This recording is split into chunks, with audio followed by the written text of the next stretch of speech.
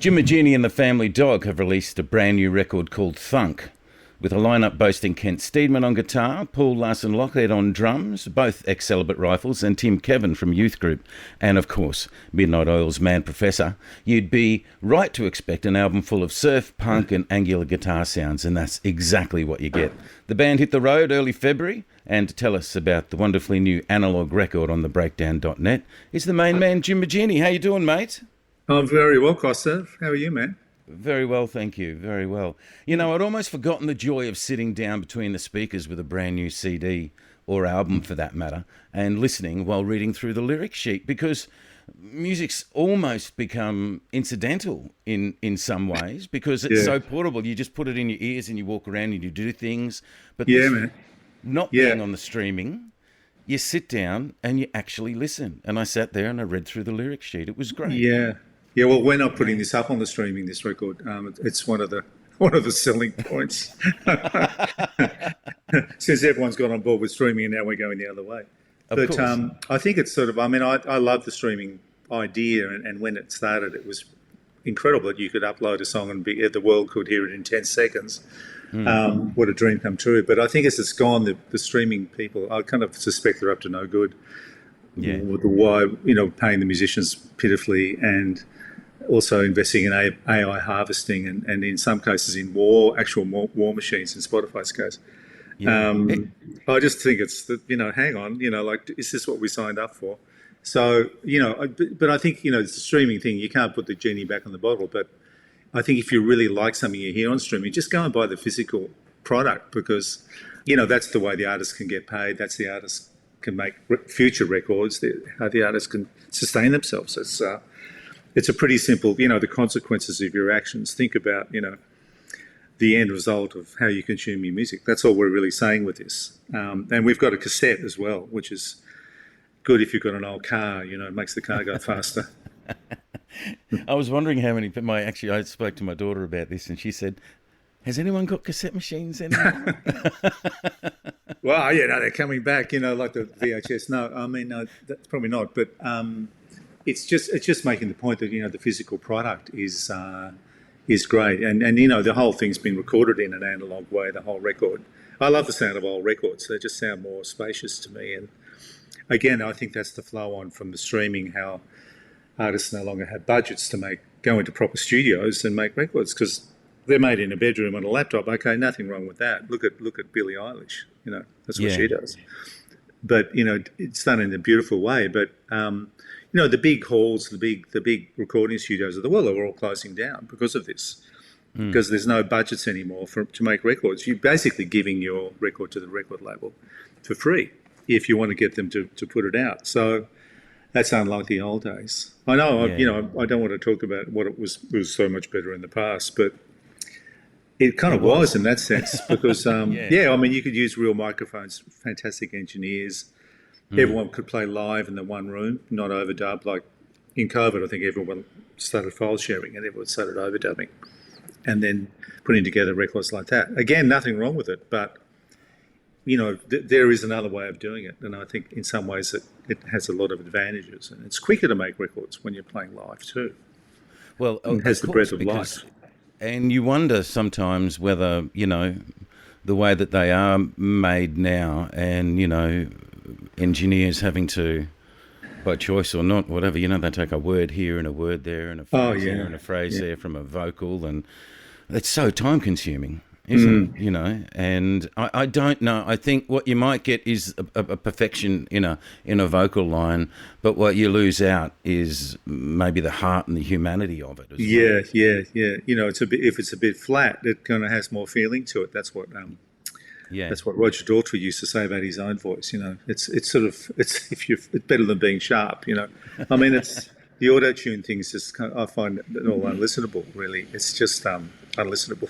I just can't do it. I mean, I'm just giving away my age, I think, but it's not the same as Shirley Bassey giving it one, or Frank Sinatra just giving it one belting take and just taking it to the moon and back. It's not. It doesn't sort of have that breath of life to it. No.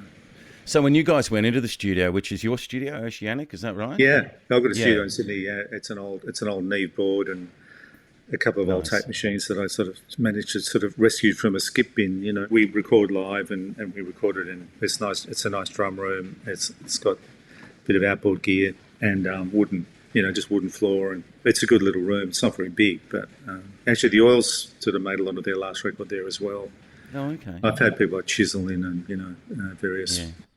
And a lot of jazz sort of stuff comes through. It's got a nice piano. But it's a lovely place to hang out, like a clubhouse, really. Yeah. So the dog went in there for a while and we jammed a bit, and that's how the record sort of came into being. So was that it? Was it a lot of jamming? How much was like pre-written? Lots of jamming. No, it was about 2 days of jamming, and then it took 4 years to actually construct the record with the jams, because I wanted to sort of capture that sort of live essence of playing together and that glue you have when people are all in the same room. And it's all, you couldn't separate it if you wanted it to. The opposite of how I think records are made now. So contrarian me would, always want to go the other way. It's a great little band, and we've done a lot of stuff. It's just a really special chemistry. It really sort of flies off the handle. Paul's got like such a great beat. It's just like can get a pub moving. It's just that sort of great Australian band sound, and in the guitars too. We're very influenced by and tipping the hat to bands like Skyhooks and the Masters Apprentices and Daddy Cool. Great guitar bands. The surf bands like the Atlantics from the 60s, Tamam Shad. This are the people we grew up with. We're certainly not an AI kind of band, that's for sure. Yeah. It's got flesh and blood, and so we've tried to sort Exactly. of capture that when we record and make it, guitar left and the guitar right, and they're all bouncing off each other, like the way in the Oils. I think I probably Exactly what I was about with to say. Martin. Yeah, for me, always one of the highlights of seeing Midnight Oil, listening to Midnight Oil, was the guitar interplay between you and Martin. How did that kind of manifest with Kent? When the band went into hiatus in 2002 and people went into politics, I was completely lost. I didn't know what I was going to do with myself. So suddenly my childhood teenage band had broken up and I had to sort of work out what to do. So Ken and I started playing and we formed the Dog way back then. He's sort of a visceral player. He's got a great right hand. It's aggressive, it's spiky, it's kind of wild, it's psychedelic. Whereas I'm probably a bit more melodic and a bit more musical. That sounds like I'm being snobby. Of course, playing with Martin, he's sort of a different kind of player. But he's similar in a lot of ways to Kent. But Martin's just an extraordinary guitar player. I don't think there's anyone better. Like, it's just such a great sound and such a great approach, and just the way he sort of connects with the guitar, like you connect with a golf club. It's just 100% connection, and he's But I completely respect what we did, but at that point that didn't exist. So Ken and I got on board with each other and started the Dog. So we did make a record in 2018 called Bark Overtures, and then this time we're bringing it back 8 years later. Tell us about the. So we're not really sort of bent on stardom, or our work ethics are fairly lachrymose at best. At best, yeah. The opening track's called Sunny Boy, and it even has some guest appearances from Raz and Glug. So tell us. Oh yeah, look, one the death of came the across. tetrahedron. The death of the kind of ice block tetrahedron. I mean, what a tragedy that is. I mean, we had to write a song about that. I mean, I don't think anyone else had written a song about that, but No, I don't think so. No, just reminds me of Little Lunch at school. You're lining up the tuck shop and can I have a Sunny Boy, please, and a sausage roll. Yeah.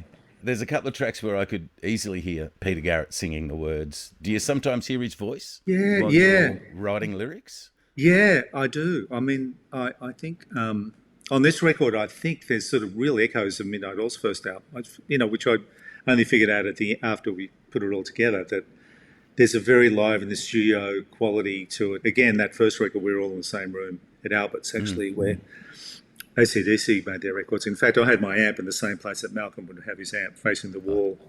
I've seen photos of Malcolm with his amp in the same spot, and that's where mine was. I was like, oh, wow, Malcolm's my hero. So there are echoes of it. And in the lyrical concerns too, the song about the First Amendment, there's a song about Ukraine, there's a song about, the dangers of 5G, there's a song about Gaza. The lyrical concerns are probably similar to the Oils in some ways. And again, I just think it's because I'm just crap at writing love songs. I think, and dear old Rob, who he was the same. I mean, he was probably the one that pointed the band in that direction from his sort of interest in history and politics and in the civil rights movement.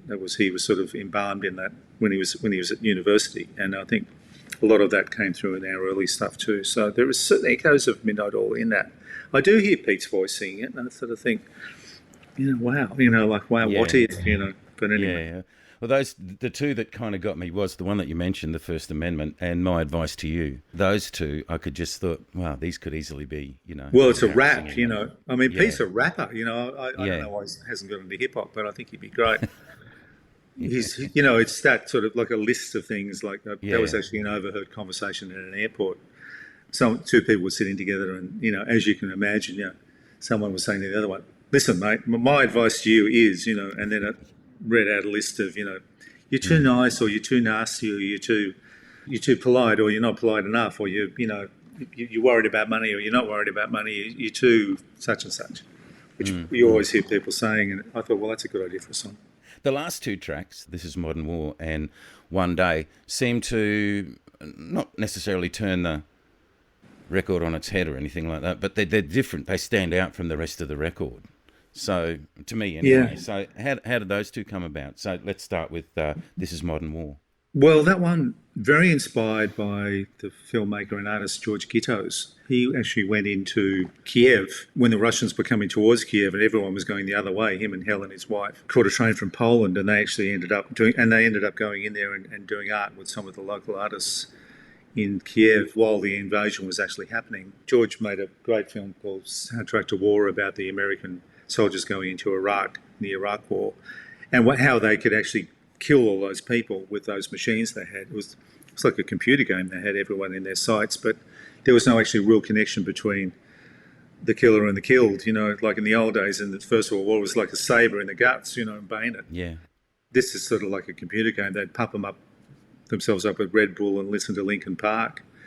So that was a great film. He's continually made amazing films. He's a great artist. He won the Peace Prize a while back, the Sydney Peace Prize, which we actually got awarded to at another time. So very inspired by his experience. There's something about the guitars and sort of like the feeling of being in a basement and they're coming for you and you can't get out, and the sound of the tanks rolling by and the tank traps they're putting out the front, and just the thing of being bombed. You could be bombed, you could be just lined up and shot. That really scratchy feeling of, this is not good.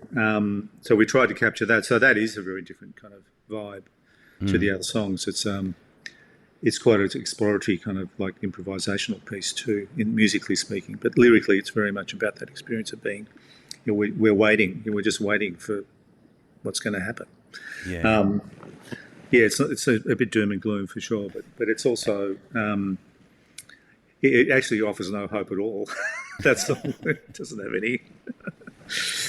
Well, it's good. That's probably why it's good. There's no Goldilocks happy ending or whatever. No. And what about One Day? It feels like a bit of a set closer to me. Yeah, well, the Dogs are a good band for jamming, but that was just all recorded in one piece, one day, and it's instrumental. And I like our instrumentals. Not that I don't like our vocals, but I think our instrumentals say a lot without someone saying anything. They go through all these different movements, and it's like something you might hear on a Sonic Youth record or something, that track. It's certainly got that guitar thing I was talking about earlier, that sort of twanging. It starts very quietly and gently and then just moves through a whole lot of different changes into sort of the end where it's kind of flat out, and there's a piano, a big grand piano just going bang, and these big chords, like Barbara O'Reilly kind of stuff, The Who, that kind of sound. And we love our instrumentals, so that's when we play the gigs. That's really what it's going to be. There's going to be a lot of that kind of playing, but the songs we're playing, we're still working at the set list. There might be some rifle stuff, a bit of oil stuff,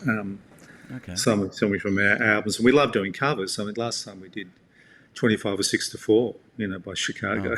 Oh, okay. I don't know what we're going to do this time. How did that come up? Oh, it's a great song. It's got a great horn line. Yeah. It's a great riff. It's one of the great crunching riffs of all time. The lyrics are kind of like, I think it's about someone being really out of it or having a drug experience.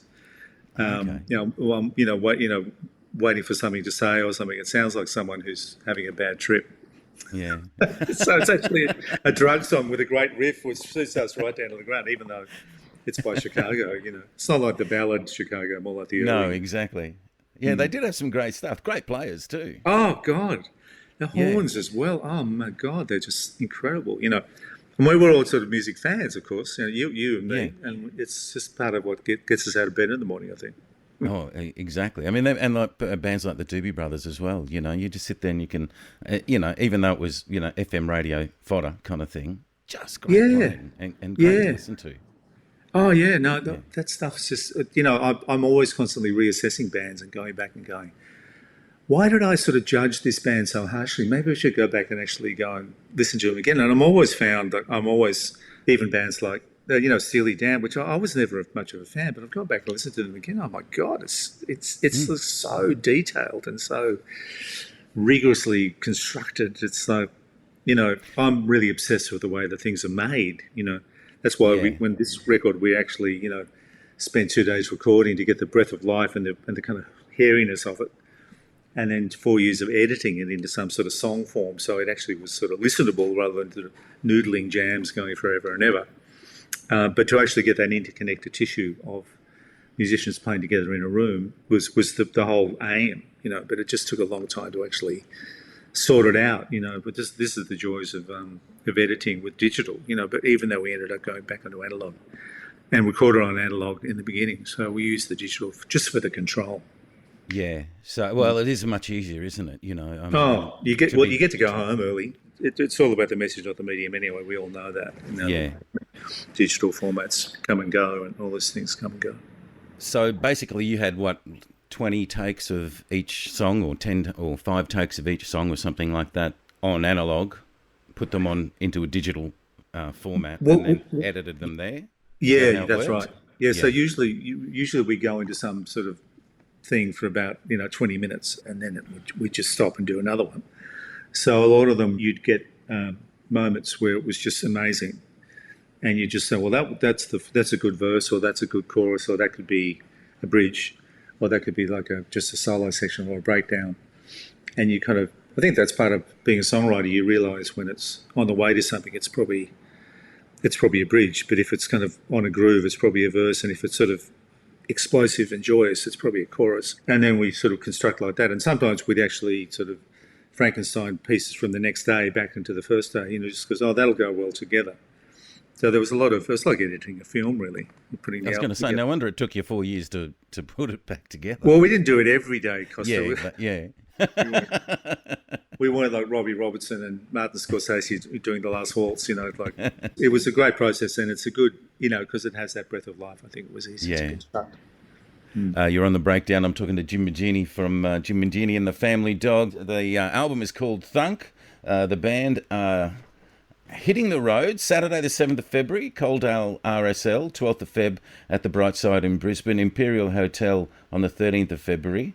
That's in Umundi. The Coolangatta Hotel, Saturday the 14th. The 19th of Feb at the Basso in Canberra. The Marrickville Bolo, the 20th of Feb. 21st of Feb at the Avalon RSL, Theatre Royal in Castlemaine in Victoria on the 12th of March. And the Brunswick Ballroom on the 13th. And you're hitting Hobart as well on the 14th of March. Good luck, Hobart, because they don't get too many shows. Well, it's, for bands like us, it's kind of a bit of a financial sort of thing to get there. But, it'll be great getting out there and playing this stuff. I mean, I'm just looking forward to the joy of playing music live. I think, especially after what happened with Rob. I mean, he loved this record, and, he's sort of saying it was playing to my strengths, really. It's more of a rock thing than the last record I did was a sort of an atmospheric guitar record or a piano ballad record. I'm just doing different records all the time. But he was saying, no, this is where you should be, Jim. Yeah. So I think it's that song 100 Years or More from his last EP that we put together. It says it all to me, how he saw the world and how he kind of may live to be 100 years or more, which is like his wish for everybody. He knew his days were numbered, but the message from that song for me is get out there and do what you need to do now, because none of us are getting any younger. If you want to do something, let's do it now. Just don't dilly-dally. So I think that's his message, and that's why I feel reasonably good about going out now. even though, we're heavily grieving him, and it's just been a very, very difficult week. A big lead up to it too, like for 3 years we knew, but whereas now, of course when it happens, it doesn't make it any easier that doesn't you make know it it's any going to easier. happen. It's the most brutal thing in the world, but we're just doing our best really in this situation, and hoping a few people will rock up to the gig and be part of the celebration of him. Really, I think, if we can call it that. He leaves a wonderful legacy. Rob was but an enormous man. hole as well. Yeah, I mean, all the socials were going poet, drummer, activist, and he got the Order of Australia too on Monday. Yeah, which was fantastic. Wonderful, and well deserved. But he's also a botanist and a bird watcher, and he was an incredible man. He had his harbour master's license, so he could navigate a ship with a sextant, like James Cook. He spoke fluent French. When we went to France, he'd always talk to the audience in French. He was a real Renaissance man for sure. So we want to go out there and honour him for sure with what we're going to do. Tour dates again, Moginie and the Family Dog. Kick off on Saturday the 7th of February at the Coaldale RSL, the Brightside in Brisbane on the 12th, the 13th of Feb, Imperial Hotel, Coolangatta Hotel on the 14th, the Basso in Canberra on the 19th of February, the 20th at the Marrickville Barlow, Avalon RSL on the 21st, the Theatre Royal in Castlemaine in Victoria on Thursday the 12th. That's March, by the way. Friday the 13th of March, Brunswick Ballroom and the Altar Bar in Hobart on Saturday the 14th of March. So hopefully I'll see you in Brisbane, mate. You can get everything on thunkthealbum.com. You can get the tour dates, you can buy the tickets, you can listen to small samples of the songs if you want to sort of get a taste of it. And thunkthealbum.com is where you want to go. But thanks, Costa. Hope we all see you out there and a pleasure, on mate. your T-shirt or whatever it is. Well, that's the best way to support a band these days, isn't it? It's not by streaming, it's by buying a T-shirt, a CD, an album, or a cassette. Yeah, it's really simple. You want to hear live music, and you got to sort of support the musicians that do it. I'm not saying that out of self-interest. I'm actually saying that out of the consequences of. Well, the developing bands need it, don't they? More than anything else. No, these emerging bands. Yeah, mate. Oh, thanks, Costa. You've been great. Thank you so much. Good on you, Jim. Thanks very much, mate. Take care. Appreciate it.